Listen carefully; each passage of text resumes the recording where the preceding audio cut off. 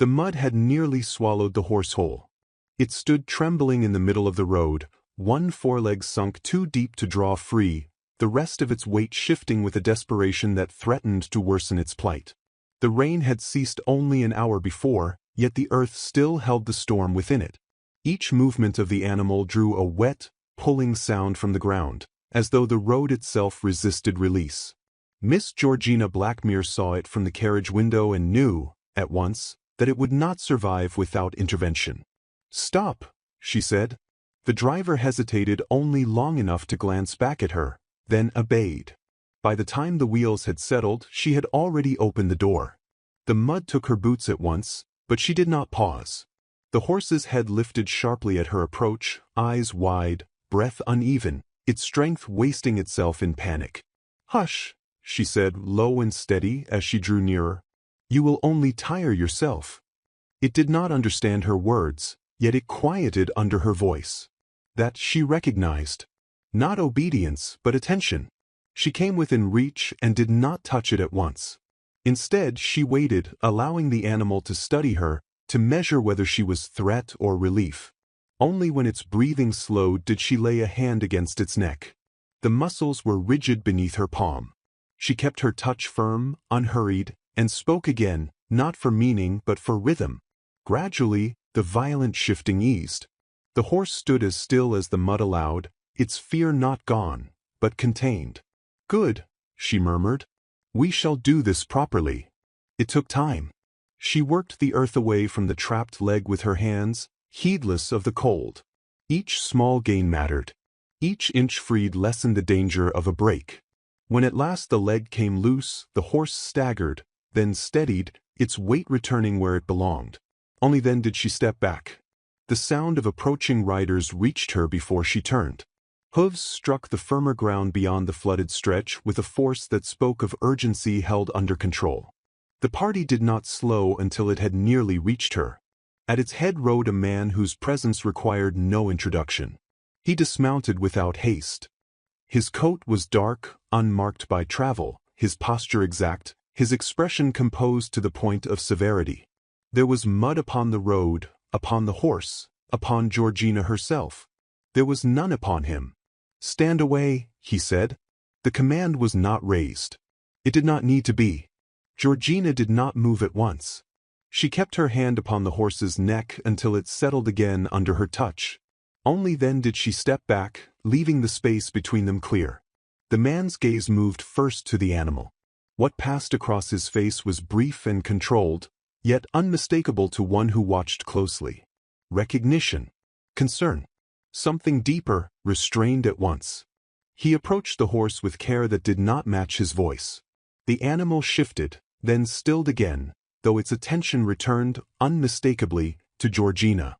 "This is yours?" she asked. He did not look at her immediately. His hand rested along the stallion's shoulder, testing, assessing. When he did turn, his expression had returned to its earlier composure. "Yes." There was no elaboration. None was required. "It was caught fast," she said. "It would not have freed itself." "I am aware." The words were even. They carried neither gratitude nor dismissal, only fact. Georgina inclined her head, more acknowledgement than deference. "Then it is well that it has been freed." A pause followed. One of the riders behind him shifted, as though uncertain whether something more should be said. The man did not appear to share that uncertainty. "You have done a service," he said at last. "You will be compensated." The statement was delivered with the same precision as the command that had preceded it. Georgina met his gaze without alteration. "There is no need, my lord." His attention sharpened, though his posture did not change. "You decline."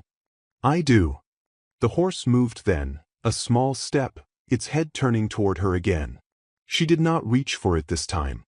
She merely watched to see that it remained steady. "It is sound?" he asked.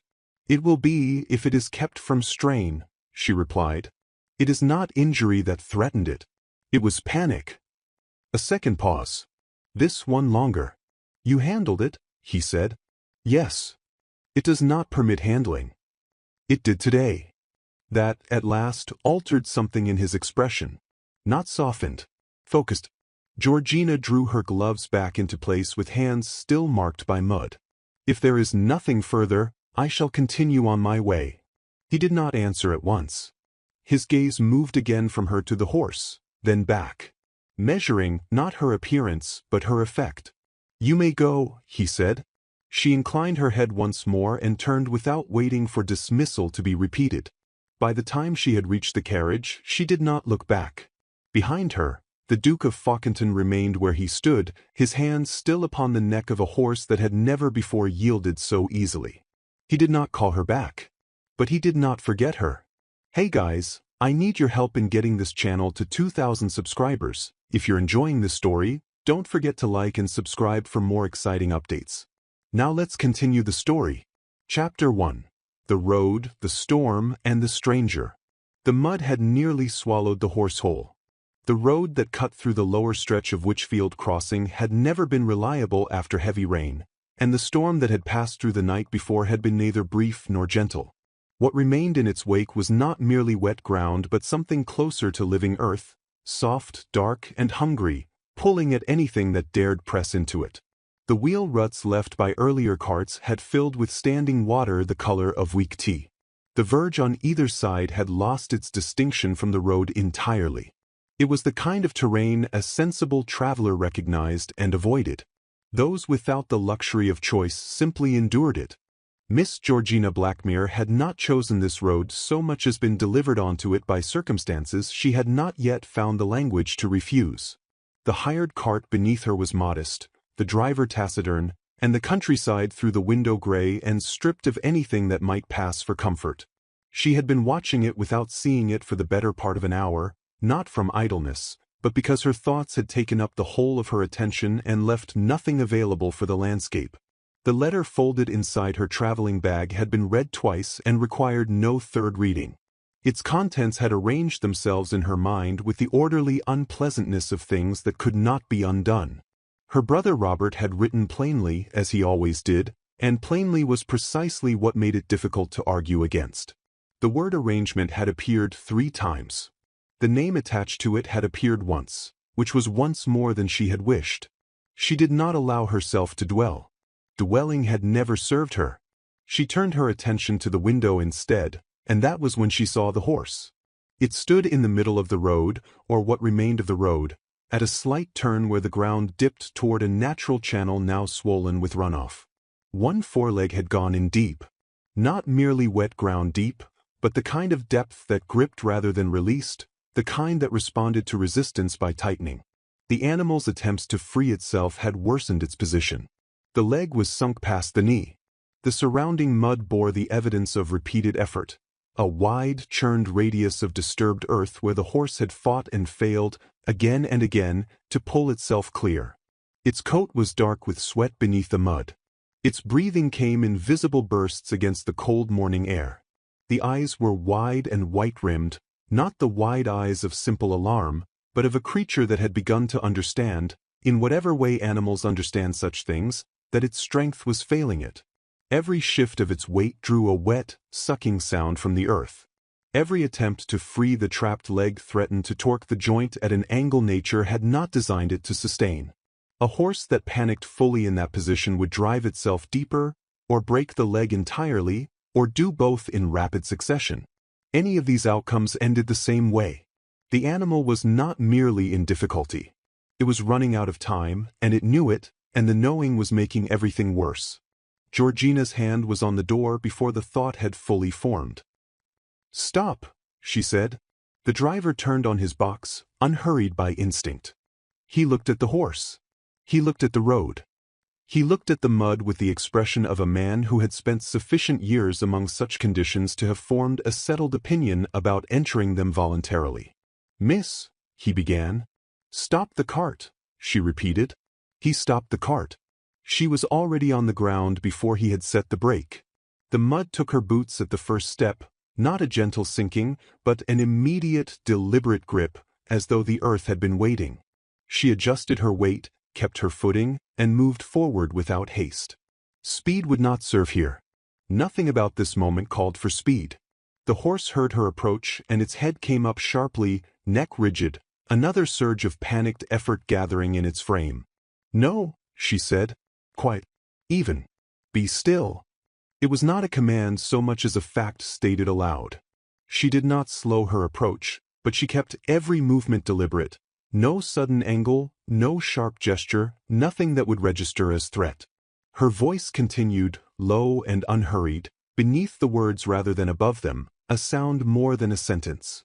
She was not speaking to it in the way one speaks to a person. She was speaking to the part of it that existed beneath fear. The horse shifted. Did not charge. Its breathing remained ragged, but it stopped fighting the mud. She came within arm's reach and did not touch it yet. That mattered. She had learned it young, from the stable hands her father had employed before the money ceased to make their employment possible, and she had not forgotten it. You did not reach for a frightened animal. You waited. You made yourself known as something other than a threat, and you let the animal's own intelligence do the rest. She stood in the mud, cold soaking through to her stockings, and waited. The horse's head lowered by a fraction. Then she laid her hand against its neck. The muscles beneath her palm were iron tense, vibrating with the effort of contained panic.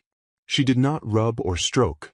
She pressed, steady, warm, unmoving, and kept her voice beneath it all like a low current. Gradually, by degrees too small to name individually, the rigidity began to yield. Not to calm, not entirely, but to something that sat between panic and collapse. A kind of exhausted attention. She began to work the mud. It was slow, cold, unpleasant labor. She used her hands, pressing into the earth beside the trapped leg, relieving pressure from the sides rather than pulling upward. The ground resisted. She persisted.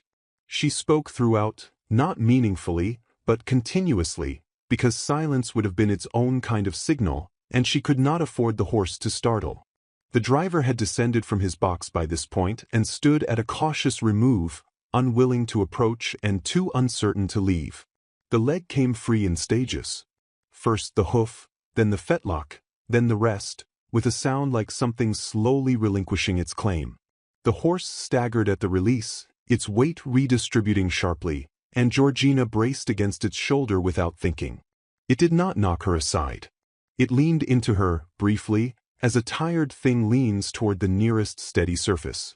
She kept her hand where it was and said nothing for a moment. The horse breathed. She breathed. The mud settled around their feet in silence. She heard them before she saw them, hooves striking firmer ground at a pace too deliberate to be casual and too urgent to be anything other than purposeful. The sound came from the north. 3 horses, she judged, possibly 4, moving at a controlled canter that slowed only as the condition of the road became apparent. She did not turn immediately. She kept her attention on the stallion, one hand still at his neck, waiting until the rhythm of his breathing told her he was sufficiently settled to be left. Only then did she step back and turn. The party had halted at the edge of the flooded stretch. 4 riders. 3 of them had pulled up in rough formation, uncertain of the footing.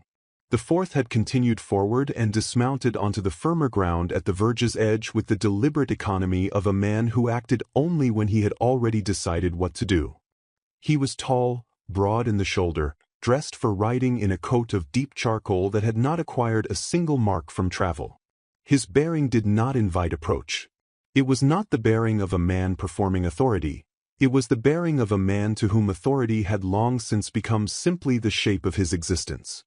His face, as he came nearer, was composed to a degree that struck Georgina not as pleasantness but as control, the particular stillness of a man who had trained his expression to reveal nothing it did not intend to reveal. He looked at the horse first. Whatever he felt in that moment, it was brief, and he closed it quickly. But it had been there, a fraction of a second in which his composure gave way to something unguarded, and Georgina had seen it before it was gone. He approached the stallion with measured care, his hand extended, palm out. The horse shifted. Its attention moved between the man and Georgina, then returned, unmistakably, to Georgina. The man's gaze followed the same path. "How long," he said, "was it in the ground?" His voice was even, precise, and pitched low enough that it did not carry further than necessary. It was not a voice that had acquired the habit of softening itself. I cannot say with certainty, Georgina replied. Long enough to exhaust it. The earth was packed around the foreleg. You freed it. Yes. He said nothing for a moment. His attention moved back to the stallion with the focus of a man conducting an assessment. He ran his hand along the animal's foreleg, checking the joint, the tendon, the hoof. The horse tolerated it, though its head turned toward Georgina twice during the process. It is sound, he said at last. This appeared to be directed at himself as much as anyone.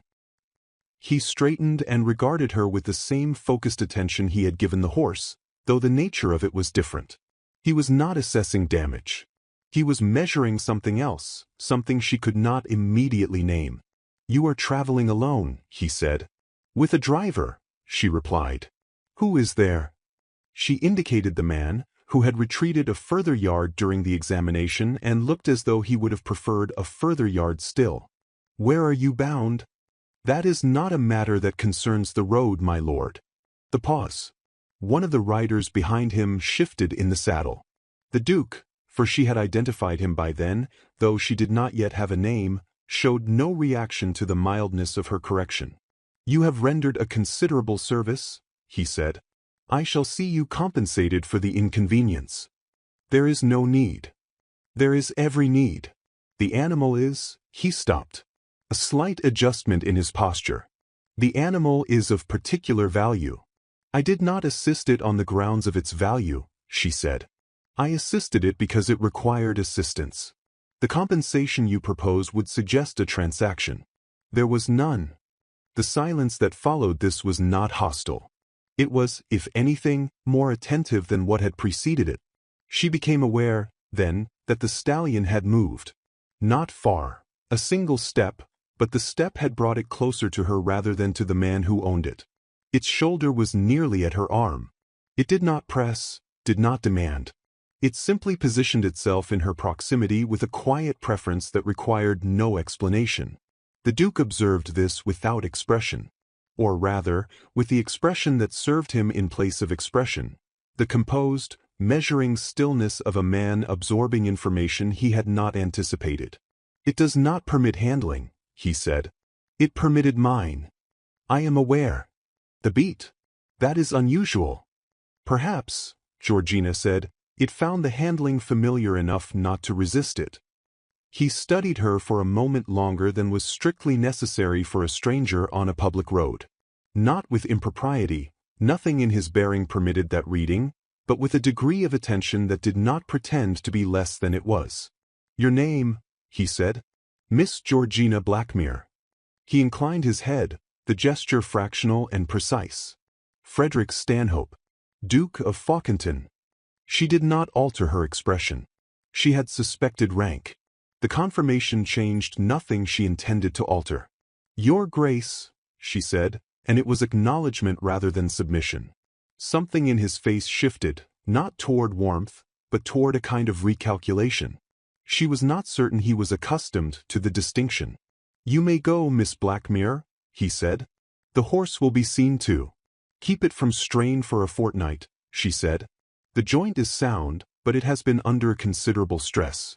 Cold water on the foreleg, morning and evening, for the first week. He received this without visible response. I have a head groom. Then tell him, she said simply and turned toward the cart. She did not look back as she climbed in. She did not look back as the driver urged the horse forward, nor as the cart moved past the flooded stretch and onto firmer ground. Whatever had passed in those minutes on the road, it was finished. She had a letter in her bag and a destination she had not yet chosen how to face, and neither of those things had changed. Behind her, on the road, the Duke of Fawkenton stood with his hand on the neck of a horse that had not yet taken its attention from the retreating cart. He did not call after her. He did not need to. He had her name. He had seen what the horse had shown him. And he was not, whatever else might be said of him, a man who failed to recognize when something of genuine rarity had passed briefly within his reach. He looked at the stallion. The stallion looked after the cart. He understood the sentiment entirely. Chapter 2. The Summons and the Estate. The letter arrived before breakfast. Georgina was already at the small table by the window of the inn when the landlord's daughter brought it up, folded and sealed with plain wax, her name written on the outside in a hand that was precise without being ornate. She did not recognize it. She turned it over once, broke the seal, and read. It was brief. The Duke of Fawkenton did not appear to be a man who used language for purposes beyond communication. He wrote that his stallion had refused all handling since its return to Fawkenton Hall the previous afternoon. He wrote that this refusal was not without precedent, but that the circumstances of its current recovery made it a matter requiring resolution rather than patience. He wrote, without elaboration, that he wished to engage her services on a temporary basis for the purpose of overseeing the animal's recovery and daily management, and that she would be accommodated at Fawkenton Hall for the duration. A figure was named. It was not an extravagant figure, but it was a precise one, and precision, she had learned, was more trustworthy than generosity. She set the letter down and looked at the window. The view from the inn offered little: a narrow yard, a gray sky, the sound of a cart on cobblestones below. She had been at this inn for 2 nights, which was 1 night longer than she had originally intended, because the question of where to go next had not yet produced a satisfactory answer. Her brother Robert's letter remained in her traveling bag, still folded, still legible in her memory without requiring retrieval. The arrangement he proposed was with a Mr. Aldous Fenwick of Sutton Grange, a widower of 51 years, solvent, respectable, and possessed of a temperament described by Robert as steady, which Georgina had understood to mean immovable. Robert had not asked whether she wished to meet Mr. Fenwick.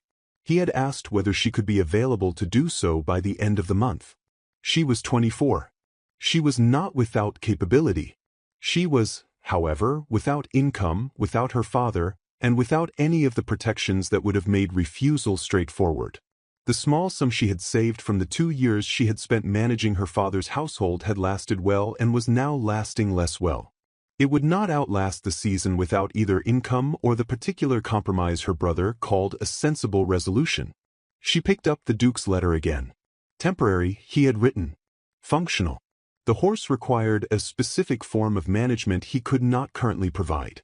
She was, by apparent accident of character or circumstance, the only person who could provide it. There was nothing in the proposal that required her to feel anything about it beyond the practical. She did not need to admire the Duke or find Fawkenton Hall agreeable. She needed the income it represented, and the time it would purchase her to decide what came next without Robert's calendar pressing against her back. She called for paper and ink. Her reply was as brief as his letter had warranted. She accepted. She would arrive the following morning. She requested only that her role be clearly defined upon arrival and that her accommodation be separate from the household staff, as her position was neither servant nor guest, and she intended to conduct herself accordingly. She signed it, sanded it, and sent it before she had finished her tea. It was not a romantic decision. It was the only sensible one available to her, and she made it with the same composure she had applied to the mud. Fawkenton Hall announced itself a full quarter mile before the carriage reached its gates. The avenue of approach was lined with elms, old and uniform, planted at intervals so exact they suggested not natural growth but instruction. The gateposts were stone, unornamented, and without the small signs of weather and age that might have lent them familiarity. The iron between them had been maintained to a standard that bordered on severity. Everything about the entrance communicated order, sufficiency, and a complete indifference to whether the approaching visitor found it welcoming. Inside the gates, the grounds continued in the same spirit. The lawns were level. The gravel had been raked. The hedges held their geometry with a precision that required consistent labor and a very particular kind of attention.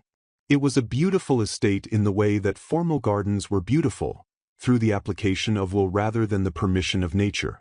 The house itself was large, late Baroque in its proportions, faced in pale stone that the morning light rendered almost colorless.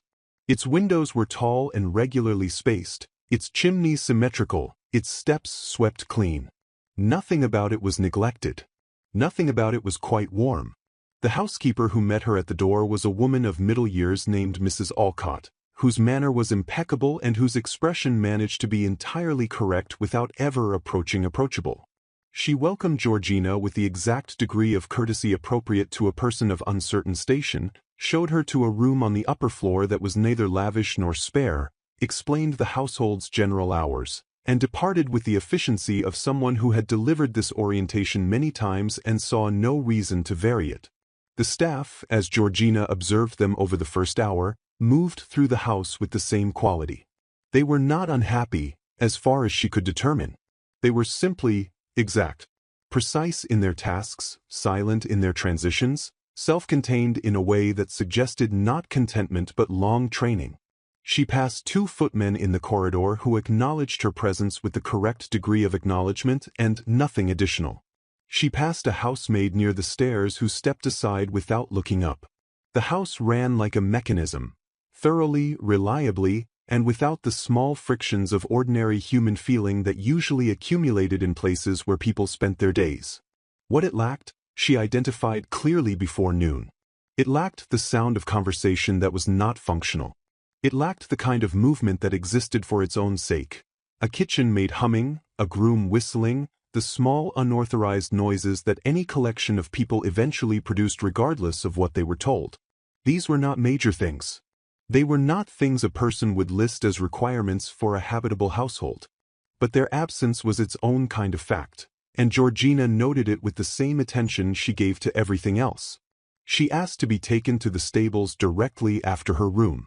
The head groom, a compact and weathered man named Partridge, received her with a wariness that was at least honest. He had been given instruction by the Duke, evidently, and was prepared to comply with it, though his compliance had the quality of a man submitting to an arrangement he found unnecessary. He led her to the stallion's box without comment. The horse knew her before she reached the door. She heard it, a shift of weight, a low sound, attention rather than alarm, and when she drew the bolt and stepped inside, it turned toward her with a recognition that was immediate and unambiguous. She stood and let it come to her, which it did, its nose dropping toward her shoulder with the ease of a much longer acquaintance. She kept her hand at its neck and checked the foreleg, which was cool and showed no swelling. Partridge, watching from outside the box, said nothing for a moment. "It put a shoe through the wall this morning," he said at last. "When Thomas went in." "Did Thomas make any sudden movements?" The pause. "Thomas is a careful lad." "Careful is not the same as unhurried," Georgina said. "It reads intention before it reads action. If the intention is uncertain, it responds to the uncertainty." Partridge looked at the horse, which had settled its weight against Georgina's side with the ease of a dog. He did not comment directly on this. "His Grace said you were to have authority over the handling." "Yes," she said. "For now, I should like no one to enter this box without my knowledge. Not from distrust of your staff, but because consistency will settle it faster than rotation." He nodded once, shortly, and withdrew. The Duke received her in the estate's ground-floor study that afternoon. The room was as she might have expected, ordered, substantial, undecorated by anything not in active use. Maps and ledgers occupied the large table near the window. A correspondence tray on the desk held papers arranged by size. The fire was lit but not generous. He was standing when she entered, which was not precisely a social courtesy. It had the quality of a man who spent little time seated when he could be standing. "Miss Blackmere," he said, "I trust your accommodation is satisfactory." "Entirely, Your Grace." "Good." He moved to the desk, not to sit at it but to stand before it, which put the surface between them with the naturalness of long habit. "I will be direct with you. I would prefer it," she said. He studied her briefly, as though confirming that this was genuine rather than performed. "The stallion's name is Caspian. He is 7 years old and has been in my possession for 4 of those years. His temperament has always required careful management, and the accident on the road has compounded what was already a complicated matter. My head groom is competent. The animal will not permit him near it at present." "I observed that," she said. "It is not a permanent state. It requires time and a consistent approach. I do not require your assessment of the permanence. I require the problem resolved." He said this without heat. It was a statement of fact, as his communications tended to be. "Your role here is temporary.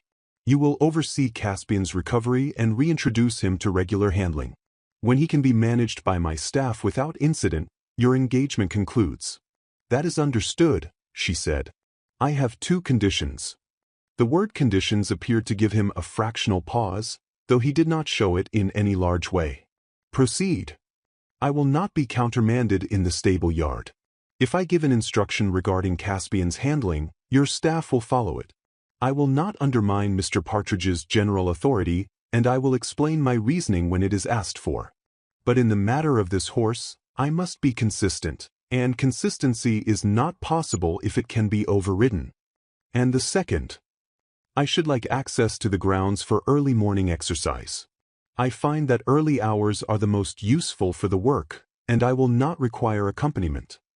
He looked at her for a moment in the way that had already become recognizable, the focused, even assessment of a man who was not deciding whether to agree but whether the agreement would hold. "Both conditions are acceptable," he said. "Thank you, Your Grace." She turned to leave. "Miss Blackmere." She paused at the door. "You said this morning," he continued, "that it reads intention before action." "Yes." "You meant the horse." "I did," she said, and left him to determine whatever he wished to make of it. The mornings at Fawkenton Hall began early and, for Georgina, in the stables. She arrived each day before the yard was fully active, in the gray interval between dark and proper light, when the horses were still and the air held the particular quiet of a place not yet populated by purpose. She worked with Caspian in that quiet, not drilling, not demanding, but simply being present. She moved around him, handled his legs, introduced the sounds and objects that belonged to ordinary stable life, and allowed him to determine the pace at which familiarity returned. He recovered steadily. The foreleg remained cool. His appetite, which Partridge had noted as poor in the first days, improved by the end of the first week. His willingness to be approached by others, the gradual, supervised reintroduction that she managed with care, moved more slowly, but it moved. She noticed, around the 5th day, that the stable hands had begun to linger slightly longer in the yard during her morning hours than their duties strictly required. Not obtrusively, not in a way that invited comment. They simply found reasons to be nearby. Young Thomas, who had suffered the incident with the wall, began asking quiet questions, not about Caspian specifically, but about horses in general, their temperaments, the way they communicated what words could not. She answered him plainly and without making an occasion of it, and he absorbed the answers with the seriousness of someone who intended to use them. Mrs. Alcott, by the 2nd week, began to say good morning with something that resembled sincerity beneath its correctness. The Duke came to the stables on the 4th morning. He came on the 6th. By the 9th, it had become, without either of them having agreed to it, a regular occurrence. He did not interfere. He stood at the box door or near the yard fence with the stillness of a man accustomed to watching things that required patience, and he watched. Occasionally she spoke to him, a brief report on the foreleg, an observation about Caspian's progress. He received these with the same measured attention he gave everything. On the 11th morning he asked how long she had worked with horses. "Since I was old enough to follow the stable hands without being sent back," she said, not looking up from Caspian's foreleg, which she was checking with habitual care. He said nothing for a moment. "You were not sent back," he said. "Not often," she replied. Eventually they stopped trying. It was not a story. It was not an invitation. It was simply a fact, offered in the same practical spirit as everything else she said. But she heard, in the pause that followed it, something she had not heard from him before. Not warmth. Not yet. But attention of a different quality, not the assessment of a problem requiring resolution, but the attention of a man who had heard something that interested him and had not yet decided what to do with that interest. Caspian shifted under her hand, easy and unhurried. Georgina kept her eyes on the horse. The horse, she had long believed, did not respond to force or volume or the performance of confidence. It responded to the presence of something genuine, something that did not need to announce itself because it simply was. You could not deceive it. You could not perform your way past it. It knew. She had not yet decided whether the same was true of the Duke. But she was beginning to suspect it. Chapter 3. intimacy, truth, and fracture. It began, as most things of consequence do, without announcement. There was no single morning on which the quality of their exchanges changed. There was no identifiable afternoon on which the formality between them thinned to something more personal. It happened the way a season changes, not in a moment but across a series of small accumulations, each one unremarkable in itself, each one building upon the last until the sum was undeniable. Georgina noticed it first in the stables, which was where she noticed most things, because the stables were where pretension became impractical. A person standing in a stable yard at 6:30 in the morning, cold-fingered and purposeful, did not have the resources to also perform social distance. The Duke, whatever else he was, appeared to understand this. He came to the yard each morning in his riding clothes, without the apparatus of his rank, and he watched her work with the focused attention of a man who had learned to observe before he acted. The questions began in the second week. They were practical at first, about Caspian's progress, about the methods she used, about whether the foreleg would bear full work by spring. She answered directly, and he received her answers without the habit some men had of repeating them back in slightly altered form to suggest the thought had originated with themselves. He simply listened, and then he asked something further. By the third week, the questions had moved past Caspian. He asked about her father's estate. Not intrusively, as one asks about geography, to understand the shape of a landscape. She told him it had been modest, well managed for most of her childhood, and less well managed toward the end. She did not elaborate on the end. He did not press. She asked, in return, whether he had always preferred this particular breed of horse. It was a small question. He paused over it longer than its size warranted before answering that he had come to prefer it in his mid-20s, and that the preference had outlasted the circumstances that had produced it. She noted the qualification and did not pursue it. The library entered their routine by accident. She had gone one evening to find a volume on equine anatomy. She had mentioned to Partridge that the estate library might hold something useful, and Partridge had looked at her with the expression of a man who had never entered the library for any purpose and could not confirm or deny its contents. The Duke was already there when she arrived. He did not appear surprised to see her, which suggested either that he had been told she might come or that very little genuinely surprised him. He showed her where the natural philosophy texts were shelved without being asked, and when she found what she needed and ought to have left, she did not immediately leave. There was a conversation about land drainage that began with a map on the table and concluded, somehow, with a discussion of which parts of the county had been worst affected by the previous autumn's flooding. She was not certain how they arrived there. She was certain that when she finally did leave, the fire had burned considerably lower than when she had entered. After that, the library became a possibility on certain evenings. Not a scheduled one. Not an agreed-upon arrangement. Simply a place where, on occasion, both of them happened to be, and where the conversation that had begun in the stable yard could continue without the cold. The corridors offered something different. Unplanned encounters had their own particular quality. They removed the small preparatory distance a person assembled before an expected exchange. She rounded a corner near the east wing one afternoon and nearly walked into him, and for a fraction of a second, before composure reasserted itself on both sides, she saw something unguarded in his face. Not distress. Simply presence. A man, unrehearsed, inhabiting his own expression. It lasted less than a breath. But she did not forget it. He had begun, she realized, to look for her. Not obtrusively. Not in any way that could be named and examined directly. But a person who spent sufficient time in a house learned its rhythms, and she had begun to identify the particular quality of attention in a room that had, moments before, contained him. She did not examine what she felt about this.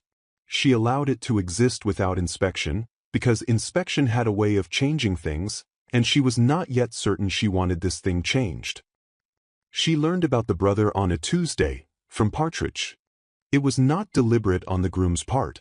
They had been discussing Caspian's reintroduction to the outdoor paddock, and she had asked, practically without particular significance, whether the horse had always been kept at Fawkenton Hall. Partridge had said no. He had said the horse had come from the adjoining estate, Larkmere, following a reorganization of its stables. He had said this with the particular carefulness of a man choosing words that avoided other words, and that carefulness was what made her ask further. What she received, in pieces and with the reluctance of a man who considered it not entirely his to give, was this. The Duke had a younger brother. His name had been Edmund. He had been 22 years old, and by all accounts possessed of the kind of ease and natural warmth that his elder brother had never displayed and in private may have valued precisely because of its rarity. Edmund had ridden well but not carefully. He had been, in the way of younger brothers who grow up in the shadow of a formidable elder, somewhat inclined to prove himself at inconvenient moments. 3 years ago, on the grounds of Larkmere, he had attempted a jump his horse refused, been thrown, and struck the stone wall of the field boundary in a manner that no one who was present had subsequently found easy to describe. He had not recovered consciousness. He had died the following morning with his brother at his side. Caspian had been Edmund's horse. Georgina stood in the paddock for some time after Partridge retreated to the yard. Caspian moved beside her, unbothered, cropping at the winter grass with the contentment of an animal whose world had narrowed to immediate and manageable pleasures. She kept her hand at his shoulder and looked at the far tree line and did not speak. She thought about the Duke's face on the road, that brief, controlled fracture of composure when he had first seen the stallion in the mud. She thought about the way he handled the animal, with care that did not match his voice. She thought about what it meant to keep a horse that was both a reminder and a wound, to refuse to part with it, to maintain it at the highest standard, to require that it be treated well even when it would not permit treatment. She had read him incorrectly. Not entirely, his severity was real, his control genuine. But she had read them as character when they were, at least in part, history. The coldness was not simple nature. It was grief that had been running too long without outlet, compressed into the shape of discipline. He had not become unreachable because he did not feel. He had become unreachable because he felt too much and had found, in the aftermath of Edmund's death, that the only survivable option was to feel it in perfect silence. That evening, when they were in the library, she looked at him differently. He noticed, because he noticed everything, and his gaze met hers with a directness that asked the question without language. She did not pretend the look had not occurred. "I spoke with Partridge today," she said. The pause. His expression did not alter, but something behind it settled, the way a person settles when they have been waiting for something and it has finally arrived. "I see," he said. "I am sorry," she said. "About your brother." He was quiet for a moment. "It was 3 years ago." "Yes," she said. "That is not very long." He did not answer this. He turned toward the fire, and she allowed him the angle, and they sat in a silence that was different from the silences that had preceded it, not the silence of two careful strangers, but the silence of two people who had arrived at the same understanding from different directions. After some time he said, "He was the better rider. By instinct. He had a lightness with horses that I have never possessed." The pause. "He rode Caspian as though the animal had been made for him." Georgina said nothing. She understood that this was not a moment for response but for receipt. "I could not sell him," he said. "After." "No," she said quietly. "I imagine you could not." The storm arrived on a Thursday evening without significant warning. It had been threatening since midday, a low gray pressure in the sky, the particular stillness of air before it becomes wind, but it held its restraint until after supper, when it abandoned restraint entirely. The rain struck the windows in successive waves. The candles in the library guttered when the draught found the gaps in the casements, which it did persistently, and the fire required frequent attention to remain useful. Georgina had come to return a volume and had not left, partly because the rain made leaving impractical and partly because the conversation had not concluded. They had been discussing, of all things, the matter of land inheritance as it related to entailment, which had arisen from something she had read and which he had views on, precise and unsentimental. She had disagreed with one of them. He had not responded to her disagreement with the performance of patience that men sometimes produced when women contradicted them. He had responded with a counter-argument, which she had found more respectful than agreement would have been. The storm deepened. The candles required relighting. At some point, the hour had advanced beyond what either of them had tracked. "You are not what I expected," he said. It was stated without preamble, in the way he stated most things, directly, as though the conclusion had been reached through deliberate process and warranted delivery without softening. "What did you expect?" she asked. "Someone more cautious." "I am cautious," she said. "I am cautious about the things that warrant it." He looked at her. The firelight was the primary source of illumination by then, the candles on his side of the room having burned low without replacement, and it gave the room a warmth the rest of the house generally withheld. "And I do not warrant it?" he asked. The question sat between them with a weight it had not carried in earlier conversations. She was aware of the hour, of the fire, of the storm against the glass, of the particular quality of a room when it has contracted around two people and the rest of the world has temporarily ceased to make its claims. "I have not yet decided," she said. He was still. The kind of stillness she had come to distinguish from mere composure, not absence, but the presence of something held with great deliberateness. "Georgina," he said. It was the first time he had used her name without her title. Neither of them remarked on it. Neither looked away. Then a door opened somewhere in the corridor. A servant on some late errand, the sound of footsteps that approached and then receded, and the room's particular quality shifted, the spell broken not by anything dramatic but by the simple reinsertion of the household around them. Not physically, he did not move. But the stillness changed its nature, returned to composure, and the moment that had been forming quietly between them withdrew to wherever such moments went when they were not permitted to complete themselves. "It is late," he said. "Yes," she agreed and rose, and said good night with the steadiness of a woman who had not just felt the ground move beneath her, though she had. The letter from Robert arrived on Friday morning. It was, in tone, more pressing than his previous correspondence. He had received no firm answer regarding Mr. Fenwick. He wished her to understand that Mr. Fenwick's patience was not unlimited.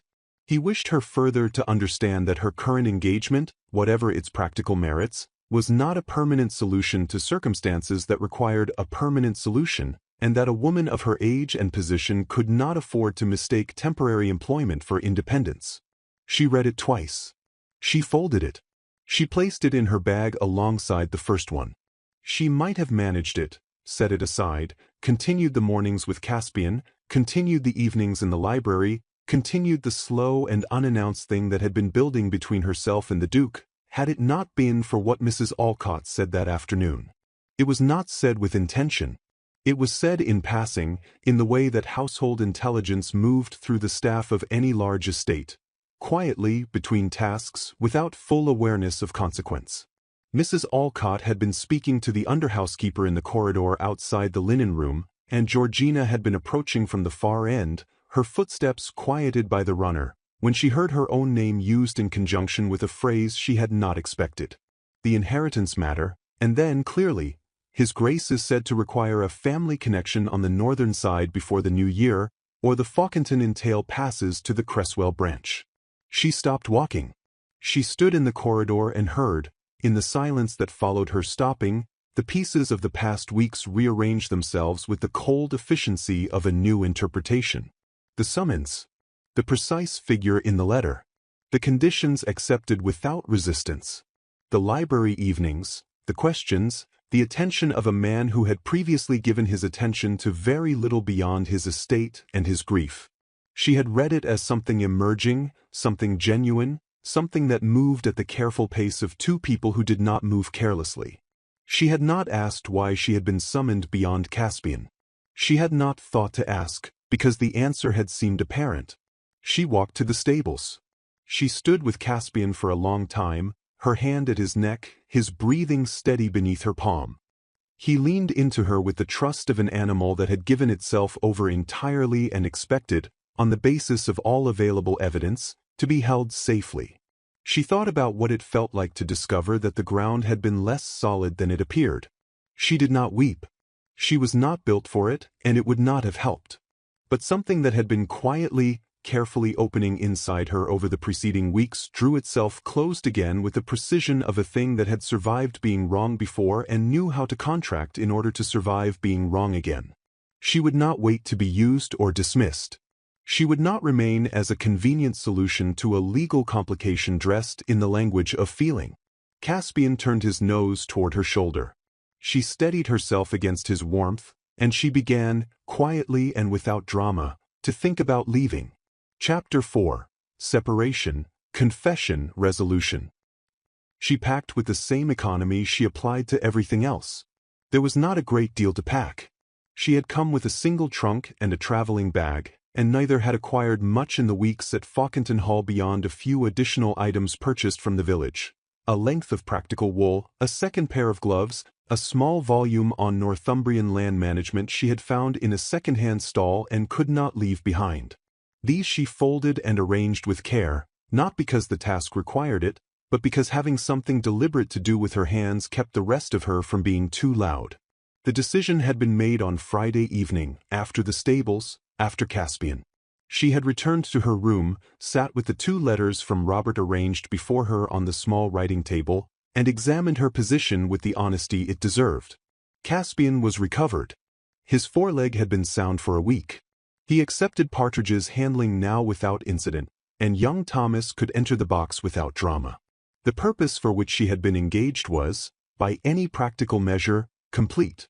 She had already remained longer than the original arrangements strictly required, and she had told herself this extension was warranted by the horse's continued adjustment. She understood now that she had not been telling herself the full truth. She had been staying because she wished to stay, because the mornings had become something she moved toward rather than simply into, because the library had become a room she associated with the particular pleasure of a mind meeting its equal without ceremony, because the Duke of Fawkenton had ceased, somewhere in the past weeks, to be a problem she was solving and had become something she did not have adequate language for, and the inadequacy of the language had felt, briefly, like possibility. She was not naive. She had never been naive. But she had allowed herself, in the warmth of accumulating evidence, to stop asking the question that ought to have been asked at the beginning. Why, precisely, had she been summoned? Not why had the letter been sent, that she had accepted at face value, but why had the terms been so specific, the accommodations so deliberately positioned, the engagement extended so easily beyond its original scope? The inheritance matter. A family connection on the northern side before the new year. She was the daughter of a gentleman with northern holdings, however diminished. She was unmarried. She was already within the house. She was, if one looked at it without sentiment, convenient. That word had appeared in Robert's letter in a different context, but it sat in her mind now with new and unwelcome application. She would not be convenient. She would not allow weeks of genuine feeling. Because it had been genuine, she was sufficiently honest to acknowledge that, to be resolved into a practical transaction dressed in the borrowed clothes of intimacy. If she was wrong about his motives, leaving would reveal it. If she was right, leaving was the only dignified response available to her. She continued packing. The house had changed since her arrival, and she was aware of this in a way that made the leaving heavier than it might otherwise have been. Not dramatically changed. Fawkenton Hall was not a place that admitted drama. But the small, accumulated differences were visible to anyone who had known it before and after. The stable yard held more noise than it had. Thomas had begun to whistle, not boldly, but in the private way of someone who had forgotten to suppress it. Mrs. Alcott's morning greetings had developed a quality that was not warmth but was at least its near neighbor. The footmen in the east corridor had begun to acknowledge her with something approaching actual recognition rather than performed invisibility. Even the rooms, she thought, felt less like a mechanism and more like a house. She could not stay to observe it further. She folded the last item, closed the trunk, and sat down to write the letter she would leave for the Duke. It would be brief and clear. It would thank him for the engagement, confirm that Caspian was fully recovered, state that her role was therefore concluded, and wish him well in terms that were correct without being cold. She would not explain herself at length. Explanation required a foundation of certainty she no longer possessed, and she would not construct one from feeling alone. She wrote the letter. She sealed it. She set it on the table where it would be found. She did not sleep easily that night, but she had not expected to. He learned of it from Partridge. This was not how Partridge had intended it.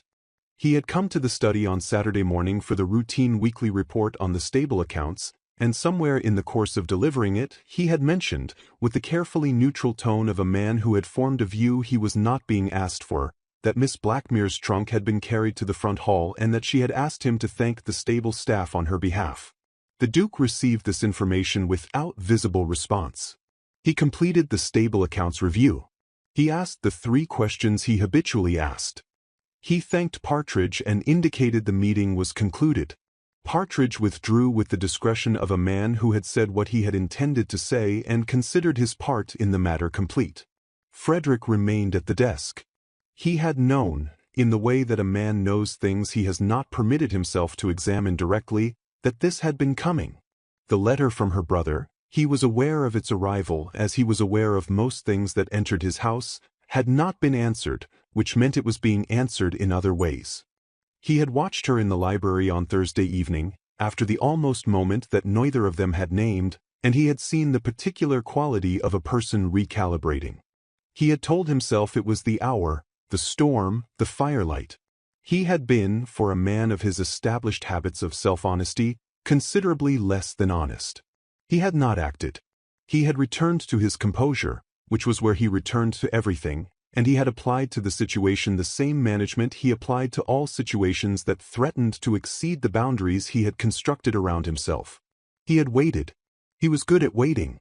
He had been waiting for 3 years in one form or another, and the skill had become so practiced that it had started, at some unmarked point, to feel like choice rather than avoidance.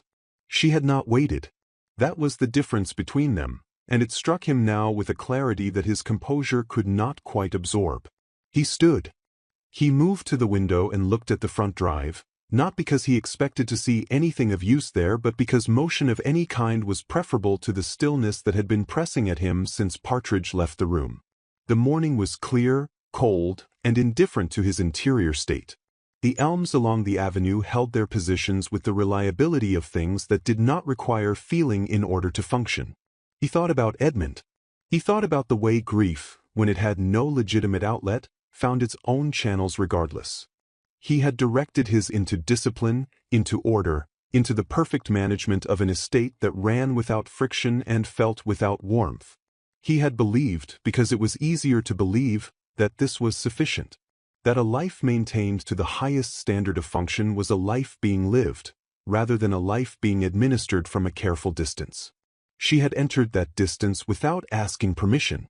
Not through force. There was nothing of force in her, but through the steady, unhurried application of a presence that did not adjust itself to make him comfortable. She had been honest when honesty was inconvenient. She had contradicted him when she thought him wrong. She had sat with him in a library while a storm threw itself against the windows and spoken to him as though he were simply a man, and the simplicity of it had been, after 3 years of being regarded as whether rather than a person, very nearly more than his composure could bear. He had said her name. Just that, her name, without the title, without the formal distance it represented, and in the fraction of a second before the door in the corridor had interrupted what was forming, he had seen in her face that she had received it, that she had understood, and then he had retreated, as he always retreated, into the safer architecture of civility. He turned from the window. She was not going to remain as a convenient resolution to anything. He had understood this about her from the road, from the moment she had declined his offer of compensation with a directness that had left him, briefly, without the usual available responses. She would leave, and she would be right to leave, and Fawkenton Hall would return to its prior condition of perfect, uninhabited order, and he would administer it from his careful distance until there was nothing left of him worth administering. He was already moving before the thought had formally concluded. She was at the foot of the entrance steps when he came through the door. She had said her goodbyes to Mrs. Alcott, who had received them with the expression of a woman suppressing something she had not been asked to express. The hired carriage was on the drive. Her trunk had been loaded. She had her bag in hand and had turned to descend the last step when she heard the door behind her and recognized, without turning, the particular weight of his footfall. She stopped. She did not turn immediately. "Miss Blackmere." His voice was even. It was always even. But there was something beneath the evenness that she had not heard in it before, not volume, not heat, but a quality of effort, as though the composure was being maintained at a cost it did not usually carry. She turned. He was standing at the top of the steps. He had come without his coat, which, for a man of his habits, indicated a degree of haste that he would not ordinarily have permitted himself. His expression was composed, but his eyes were not. "Your Grace," she said. The title was not coldness. It was a door, held open, that he could choose to step through or not. He descended 2 steps. Stopped.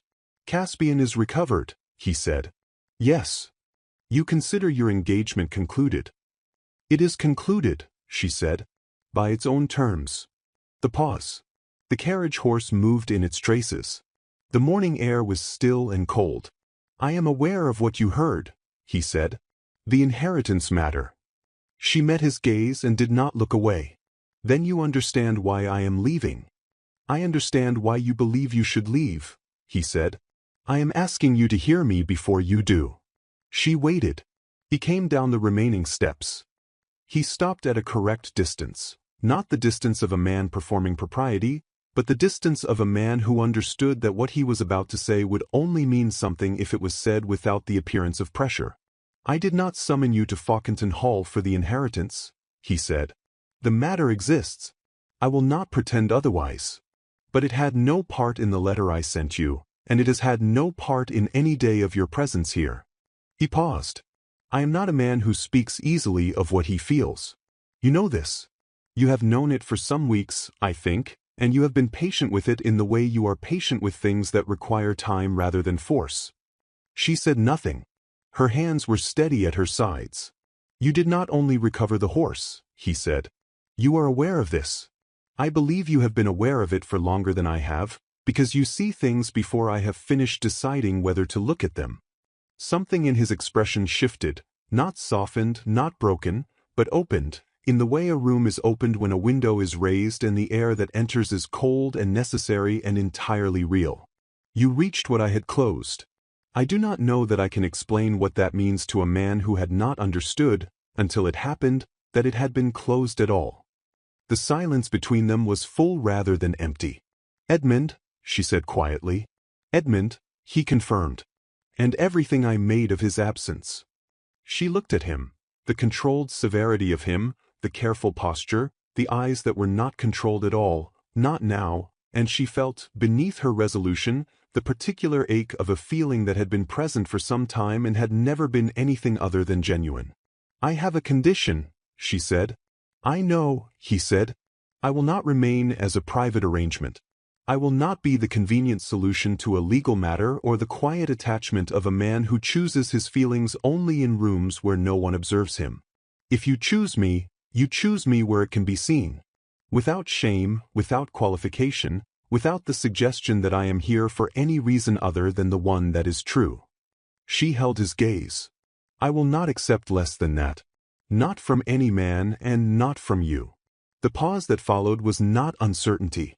She could see that it was not uncertainty. It was a man arriving, fully and without reservation, at a place he had been traveling toward without knowing the destination. "There is no qualification," he said. "There is no shame. There is no version of this that I intend to keep private." He looked at her with the directness that had always characterized him, stripped now of everything that had complicated it. "I am asking you to stay, Miss Blackmere. Not as a temporary engagement, not as a convenience. As the woman I intend, with your agreement, to make my wife, openly, correctly, and without ambiguity." She breathed. "Then I will stay," she said. The house knew before the afternoon was out. She could not have said precisely how it traveled, whether Mrs. Alcott had observed the steps from the upper window, or whether Partridge had read the situation in the Duke's expression when he returned through the stable yard an hour later with Georgina at his side and said, in his usual even tone, that Miss Blackmere would not be departing and that her trunk should be returned to her room. However the knowledge moved, it moved at the speed that household knowledge always moves in large estates, swiftly, completely, and with the particular quality of news that people had been waiting to receive. Mrs. Alcott greeted her at the door with an expression that had, at last, abandoned its ambiguity. It was not effusive, this was not that kind of household, and Georgina did not require effusion, but it was warm, and it was real, and it required no interpretation. Thomas was in the stable yard when they came to see Caspian. He was working quietly, unhurried, and he nodded at her with the uncomplicated acknowledgement of someone whose world had arranged itself correctly. Partridge stood at the fence with the expression of a man who had, in some small and unofficial way, contributed to the outcome and did not intend to mention it. Caspian stood in the paddock in the pale winter light. He was, by every measure, recovered. His foreleg bore weight without hesitation. His coat had returned to the deep, even luster of a well-kept animal. He moved through the paddock with the calm authority of a horse that had remembered what ease felt like and had decided to remain inside it. When Georgina came to the fence, he raised his head and walked toward her with no urgency, only the steady, deliberate pace of something that trusted both the approach and the arrival. She let him come. She did not reach for him until he reached her first. The Duke stood beside her at the fence. He did not touch her, not yet. They were in the yard, and there would be proper occasions for what came next, managed in the correct and orderly way that both of them, in their different fashions, would prefer. But he stood close enough that the distance between them was no longer the distance of careful strangers. It was simply the distance of two people who had not yet closed it formally, and who were in no great hurry now that the closing was certain. "He is well," she said. "Yes," the Duke replied. She glanced at him. He was watching the horse with the expression she had first seen in a fraction of a second on the road, that brief, controlled fracture of composure, except that it was no longer brief, and it was no longer controlled, and it was no longer a fracture. It was simply his face, inhabited honestly, without the armor that grief and habit had built around it. Still formidable, still precise, but reachable, in the way that things become reachable when someone has stood patiently at the edge of them long enough to be let in. Caspian lowered his head over the fence and rested his nose against her shoulder. She placed her hand at his neck, steady and unhurried, and felt the warmth of him in the cold morning air. She had come to Fawkenton Hall because she had needed the income and the time. She had stayed, in the end, because something here had been worth staying for, not the estate, not the title, not the resolution of her brother's anxious letters, though that resolution would now arrive without her having compromised a single thing she valued. She had stayed because a frightened horse had trusted her, and the man it had led her to had proven, beneath everything he had built to protect himself, worth the patience it had taken to reach him. She stood beside Frederick Stanhope, Duke of Fawkenton, in the yard of his estate, by her own choice, in the full light of a winter morning, and felt, without drama, without the performance of happiness, but with a quiet and settled certainty that she recognized as the real thing, that she was exactly where she had decided to be. That was sufficient. That was, in fact, everything. Thanks for listening to the end. If this story stayed with you, don't let it end here. There's another one waiting for you on the screen. Click it, keep listening, and stay in this world a little longer. And if you haven't already, drop a like, share, and subscribe. We're on the way to 2,000 subscribers. Be part of it.